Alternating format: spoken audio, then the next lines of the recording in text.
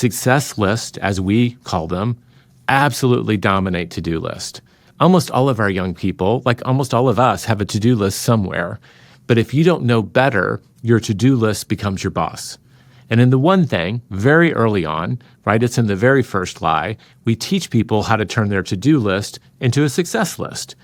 And if nothing else you get from this lesson, if you're listening kind of half-heartedly while you're out walking the dog and wondering, would my niece like this? Would my niece or my nephew benefit from this? Would my son, my daughter, whatever that is, you're not sure, you can at least learn this. When you have a to-do list, all you have to do is prioritize it, extreme Pareto it, as we call it, by figuring out the 20% of the 20%. It's just a couple of steps. You look at your to-do list and you ask the question of all of this stuff that I know that I could do, what are the few things that absolutely matter, the things that I should do? And I usually ask people when we're doing a workshop in a corporation or whatever, put a star by them and then start a completely new list. Get rid of all of the other stuff. And what we find is immediately people go from 20 to 30 things to 4 to 5 things. When we look at the long list of stuff that we need to do, usually just written down in the order we remember it, right? It's just some sort of chronological record of the things we know we need to do. There's no priority living there at all.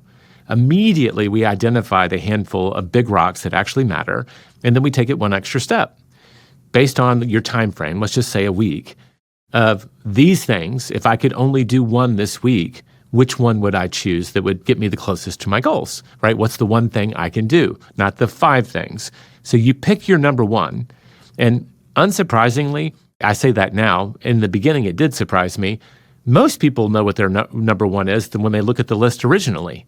But when it's buried under 25 other items, it's not screaming the loudest. It's not the thing that gets our attention. And frankly, we can cheat and just do all the little stuff and feel like we've been productive. But now we've got our clear number one.